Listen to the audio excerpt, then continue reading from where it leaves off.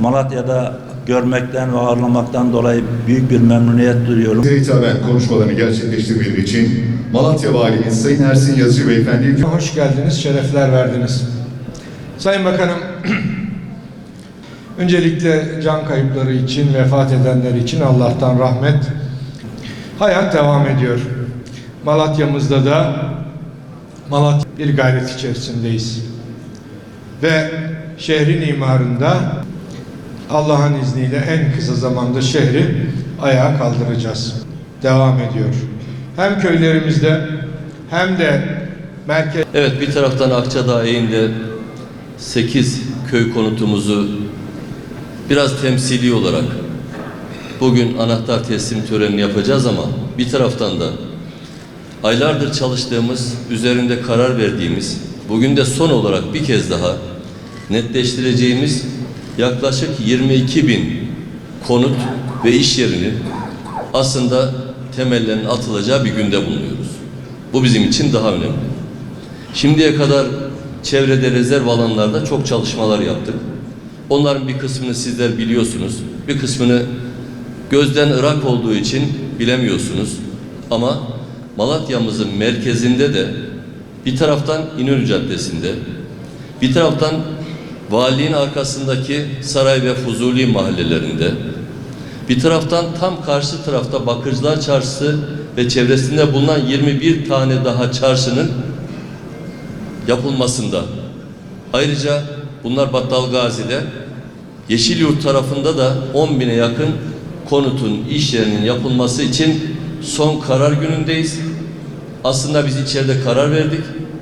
Belediyede de çalışacağız ama yerinde görmek için de Malatya'mıza gelmiş bulunuyoruz. Ben Malatya'mızın ayağa kalkmasında en önemli adımın bu olduğunu düşünüyorum. Bunların da hayırlı olmasını Cenab-ı Allah'tan niyaz ediyorum. Depremsellik. Bunu hep söylemeye çalışıyoruz. Her zaman depremden bahsetmek aslında benim de hoşuma gitmiyor. Biz unutturmak istesek de, unutmak istesek de insanoğlu olarak o kendini hatırlatıyor. Dün bile zaten meydana gelen deprem insanların yaralarını bir kez daha şöyle üstünün küllendiği taraftan tozu toprağa kaldırdı ve acıttı. Evet, böyle bir gerçeğimiz var. Bilim adamları diyorlar ki Himalayalardan başlayarak Alplere doğru uzanan bir çizgi var. Bu çizgide 5 tane ülke çok riskli. Birisi de Türkiye. İlk deprem riski olan 5 ülkeden birisi Türkiye olarak ifade ediyorlar. İlk deprem aleti çıkıp da ölçümler başladı 1900'lerin başı. Bugüne kadar bizim gerek denizlerimizde gerekse ana karamızda meydana gelen 6 ve üzerinde şiddetteki deprem sayısı, yani yıkıcı olarak tarif ettiğimiz deprem sayısı 231. Değerli arkadaşlar, neredeyse 2 tane yıkıcı depreme şahit oluyoruz. Ana karamızda meydana gelen deprem sayısı da 60'ın üzerinde. Toprağa verdiğimiz canlarımız 130.000 kişi. Maddi zarar milyarlarca dolar. Söylemeye bile gerek yok. O kadar çok büyük bizim de tabii ki maddi zararımız var. Ve topraklarımızın %66'sı 1. ve 2. derecede deprem bölgesinde bulunuyor. Nüfusumuzun da %70'den fazlası bu bölgelerde yaşıyor. O yüzden bizim çok dikkatli olmamız ve bütün bunlarda ibret alarak hareket etmemiz, yol haritamızı belirlerken geçmişten aldığımız o acı derslerle yeni bir hat çizerek hareket etmemiz gerekiyor. 6 Şubat'ta 2 tane üst üste deprem yaşadık. 9 saat arayla. Uzun süreliydi ve toprağa çok yakın depremlerdi ve bundan dolayı tarihi kentlerimizde büyük hasar meydana getirdi. Bundan tam 18 tane ilimiz etkilendi. Evet, çok etkilenen illerimiz var. Birisi de Malatya. Tabii bunu biliyoruz.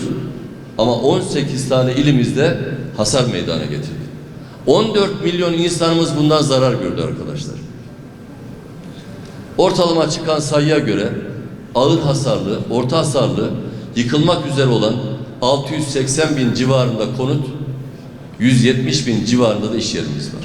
Çok şükür o günden beri çok büyük bir gayretle çalışmalarımızı sürdürüyoruz. Evet, hak sahipliği belki sayısı 5-600 binlerde kalacak.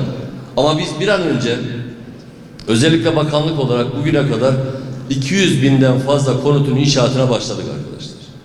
200 bin civarında inşaatlarımız devam ediyor. Bunlar tabii ki köy evleri gözükenler. Ama zemin artı 4 olarak Sayın Cumhurbaşkanımızın da ısrarla söylediği gibi evlerimizi en fazla 5 katlı olarak TOKİ marifetiyle, yapı işleri marifetiyle, emlak konut marifetiyle yapmaya başladık. 200 bin konut yükseliyor. Allah nasip ederse bu ay sonundan itibaren mesela 40-50 bin tanesi hazır şu anda. Biz bugün burada temsili olarak yapıyoruz ama küçük bir tören. Şu anda 46 bin konutumuz verilebilecek ve oturulabilecek durumda. Her ay 10 bin, 20 bin yaptıkça vatandaşa teslim edeceğiz. İnşallah onlar da evlerine geçip sıhhatlice oturacaklar. Bu arada bunun dışında şehir merkezlerinde 100 bine yakın yeniden konuta başlayacağız. İşte 20 küsür bini Malatya'da başlıyoruz. 22 bin tanesi. Bunun 13 bin tanesi konut, 8 binden fazlası da Bakırcılar Çarşısı ve çevresindeki gibi veya İnönü Caddesi üzerindeki gibi altlar iş yeri, yukarılar konut olarak merkezler yapılacak. Bunların da her birisini en geç bir sene içerisinde teslim edeceğiz. Bir sene içerisinde. Hiç kimsenin endişesi olmasın. Ara ara çıkıp hiç yapmadılar, yapıyorlar falan bir şeyler söyleyenler var. Bir kulağımızdan giriyor, bir kulağımızdan çıkıyor. Şu anda 50 bin tanesi hazır diyoruz. Kaç ay önce başladı? 6-8 ay önce başladı. Yine 6-8 ay önce başlayanların hepsini de önümüzdeki günlerde zaten teslim edeceğiz. Zaten buraya gelirken de Vedat Bey epeyce bir çalışma yaptı. Son çalışmalarını bize minibüsün içerisinde gösterdi. Karar vererek de geldik. Yine çalışacağız. O altlığı hazırlayacak ki üzerini biz inşa edelim bu işleri. Altlığı olmadan bu işin üstünü yapabilmek mümkün değil. Ayrıca Malatya'mızın tamamının altyapısı için de Dünya Bankası'ndan kredi temin ettik. 4 milyar lira kadar para ayırdık. Ben başkanımı da aradım, söyledim. Su hatlarının tamamını, kanalların tamamını, yağmur hatlarının tamamını da yeniliyoruz. Allah izin verirse bunlar da çok kısa süre içerisinde yapılmış olacak. Bundan sonra bütün bu işleri yaparken sıfır tolerans esası üzerinde çalışacağız. Hani hep bizim biraz köylerde, biraz kırsalda yaparken bir şey olmaz ya, biraz daha yükselt burayı, genişlet işte, ne olacak canım, bir metre daha şey olsa ne olur, devam et falan dediğimiz böyle kaba tabirle anam babam usulü yapım işleri var ya, yok, yok, yok. Sıfır tolerans. Hiç kimse bundan sonra fay hatlarının bulunduğu yere inşaat yapamayacak. Dere yataklarının ağzına asla ve asla inşaat yapılmasına izin vermeyeceğiz. Sıvılaşma olan yerlere izin vermeyeceğiz. Çünkü bir kere ciğerimiz yandı, bir daha da yansın istemiyoruz. Deprem ülkesi olduğumuzu ifade ettim. Ve 100 yıldan fazla bir süre içerisinde başımıza gelen bu sıkıntıları da anlatmaya çalıştım. Kaç canımızı toprağa verdiğimizi söylemeye çalıştım. Bu işlerin bir tek çözümü var. O çözüm de kentsel dönüşümdür. Kentsel dönüşümden başka bir çözüm yok. Eğer bilen varsa lütfen söylesin. Biz o fikirlerde açığız. Bundan dolayıdır ki meclisimizden 15 gün kadar önce kentsel dönüşüm başkanlığını çıkardık.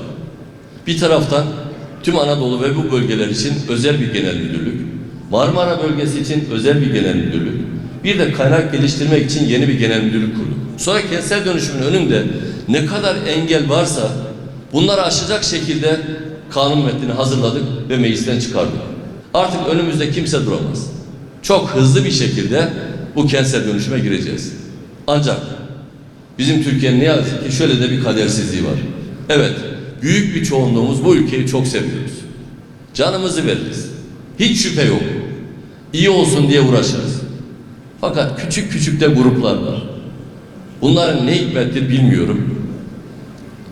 İyi olan gidişat karşısında hiç ne çeneleri durur, ne elleri durur, ne kolları durur. Başlattılar şimdi bir kampanya. Bakanlık var ya, evet, Sultanbeyli'den vatandaşı alacak, Kadıköy'deki evlerinin milletin boşaltacak, oraya oturtturacakmış. Milletin evini elinden alacakmış. Vesaire, vesaire, vesaire. Ya hangi iktidar vatandaşına zulmetmek için ortaya çıkar ki? Veya biz 2012'de kentsel dönüşüm yasasını çıkardık. Şu ana kadar Türkiye'de 2.200.000 konutu değiştirdik. 400.000'inde inşaatı devam ediyor. Kime eziyet ettik ki? Ama engelleyebilmek adına çırpınan bir sürü de gruplar gördük. Hiç umurumuzda değil. Bir kulağımızdan giriyor, bir kulağımızdan çıkıyor. Nihayetinde biz doğru iş yaparak Türkiye'yi hazırlamak istiyoruz. Özellikle İstanbul'daki belediyeler için söylüyorum.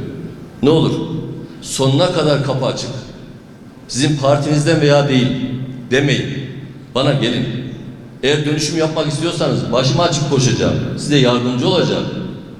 Bir an önce bölgelerinizi hazırlayın. Mahallelerinizi siz bilirsiniz. Çöküntü alanlarını siz bilirsiniz.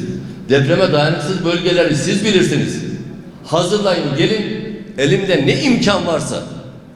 Yeminle söylüyorum, hangi partili olduğunuza bakmaksızın sonunuza kadar yanında duracağım ve size yardım edeceğim. Lütfen gelin. Lütfen gelin. Bu ülke bizim, hepimizin. Deprem geldiğinde A partili, B partiliyi ayırmıyor. Hepimiz alıp götürüyor. En sevdiklerimizi alıp götürüyor. Ama iyi niyetli olmayanlar bir kelime öğrenmişler. Efendim biz rantsal dönüşüme karşıyız. Yapma ya. Herkes rantsal dönüşüm çok istiyor da bir tek siz karşısınız, öyle mi? Yemin veriyorum. Allah'ınızı severseniz kentsel dönüşümü adaletçe hazırlayın, gelin. Sakın ha sakın rantsal dönüşüm yapmayın. Bu söz söyleyerek kaçamazsınız. Sizin kaçış noktanız bu sözcük olamaz. En azından vicdanınızın sızlaması lazım azıcık varsa. Size açık duyuruda bulunuyorum. Herkes üzerine düşeni yapsın. Vessalatu vesselamu ala Resulina Muhammedin ve ala alihi ve sahbihi ecma'in. İlahi ya Rabbi, senin huzuruna ellerimizi açtık, dualarımızı kabul eyle. Sevgili Peygamberin Muhammed Mustafa sallallahu aleyhi ve selleme salat ve selam ediyoruz, haberdar eyle. Anahtar teslimini yapacağımız ailelerimize, oturacağı evlerinde huzur ve mutluluk içerisinde oturabilmelerini nasip eyle. Amin. Ve selamun alel murselin velhamdülillahi rabbil alemin. El Fatiha. Evet Sayın Kaymakam, orada AK Parti ve Milliyetçi Hareket Partisi ilçe başkanlarımız var. Sağ olsunlar köy muhtarımız var. Bundan sonra köy evlerimizi de çelikten yapıyoruz. Çelik karkas üzerine. Neredeyse 5 ton kadar çelik kullanılacak. Arasında taş yünü dediğimiz bir malzeme var. Yalıtım açısından normal bizim klasik yaptığımız inşaatlardan daha mukavemetli ve dayanıklı. Isıyı da soğuğu da geçeceğim bir malzeme.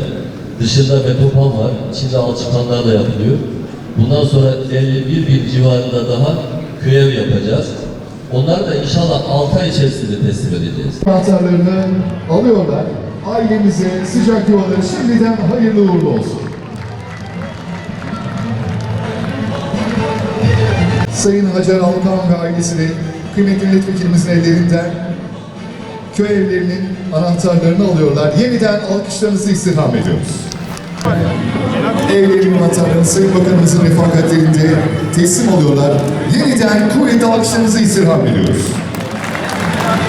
Hep birlikte geçecek bugün Akçadağ Eğin köyümüzdeki Afet Köy Evlerimizin anahtar teslim töreni için burada bir aradaydık. Sayın Bakanımız bir sonraki programlar için aramızdan ayrıldı.